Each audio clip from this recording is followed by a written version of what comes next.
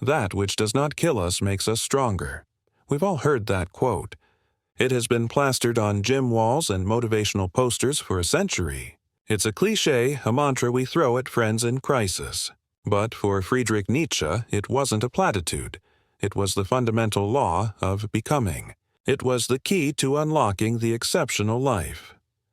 Welcome back to the Inner Citadel. Our modern world has made a cardinal virtue out of the pursuit of comfort. We spend our entire lives running from pain. We build entire societies designed to minimize discomfort, frustration, and agony. We seek the path of least resistance at every turn. But what if that very quest for ease is fundamentally sabotaging the one thing we all secretly desire? Greatness. What if the avoidance of difficulty is the avoidance of self? Today, we delve into Nietzsche's radical philosophy to understand why he not only accepted pain, but fiercely demanded that we embrace it. This isn't about masochism. This is about leveraging the intrinsic suffering of existence into a profound act of self-creation, which he called the agony of becoming. The problem with comfort. The last man. Nietzsche looked at the emerging modern world of the late 19th century and saw something terrifying on the horizon. The last man. The last man is the epitome of comfortable mediocrity. He is the one who blinks at difficulty, the one who settles for small immediate pleasures and avoids anything that requires genuine struggle, spiritual tension, or physical hardship. He's happy, yes, but only in a deadening, placid, and comfortable way. This type of happiness, Nietzsche argues, is not a sign of health, but a symptom of spiritual decline. This comfortable man has successfully pathologized suffering. He has turned pain into a bug, a flaw to be patched or medicated away, instead of the engine of growth it truly is. Nietzsche warns that in a world without struggle, without the threat of failure, without the sting of profound disappointment, we don't become happier. We become shallow. We lose the internal pressure necessary to create anything truly meaningful, be it a great work of art, a revolutionary philosophy, or a transcendent self. Pain, in this philosophical light, is not a failure of the system. It is the alarm clock that wakes the soul from its self-imposed slumber. It is the friction that sharpens us. The great pain, to illustrate his point, Nietzsche introduces the concept of der große Schmerz, or the great pain. This is not the trivial suffering of a minor inconvenience like a stubbed toe or a lost key. This is the existential crisis, the deep personal loss of a loved one, the profound entrepreneurial failure, or the spiritual breakdown that forces you to reevaluate your entire life's values and trajectory. It is the crucible where the old, false self is finally melted down and destroyed. Think of an artist creating a masterpiece, or a philosopher grappling with an epoch-defining concept. The long hours, the countless failed drafts, the deep self-doubt, the isolation. That is the creative struggle. It's a willful, chosen agony. Nietzsche teaches us that the highest, most meaningful forms of human existence are built on this kind of necessary, deliberate suffering. The kind you choose because it leads to something higher than yourself. He asks us a direct question.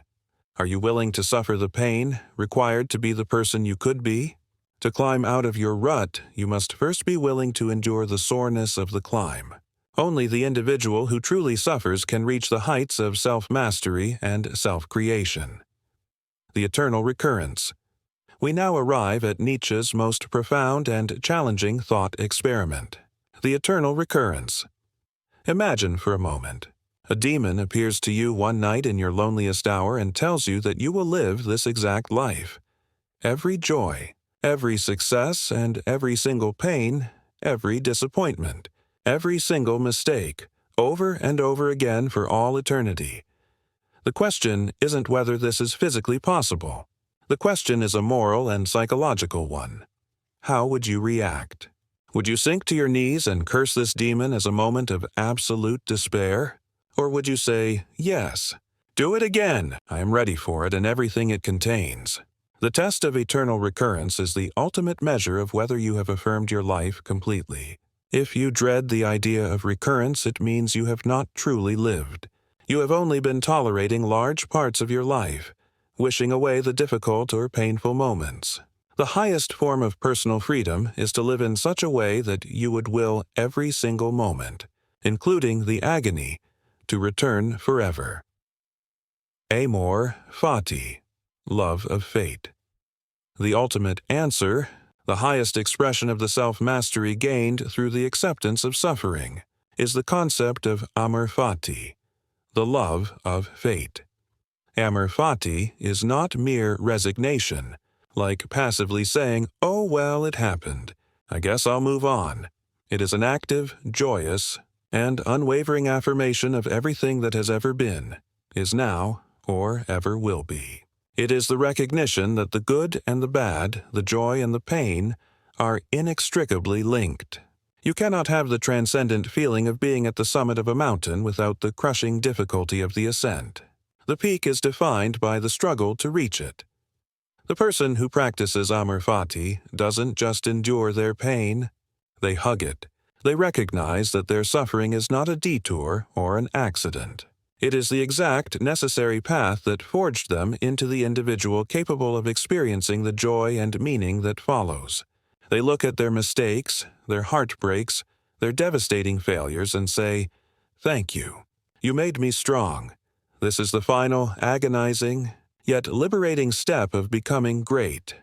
To not just survive your life, but to love the totality of your destiny, pain and all. Nietzsche doesn't ask you to seek out suffering pointlessly. He asks you to stop running from the necessary friction of growth. He asks you to look at the great pains in your life, the loss, the criticism, the failure, the sacrifice, and recognize them as the forge where your highest self is created.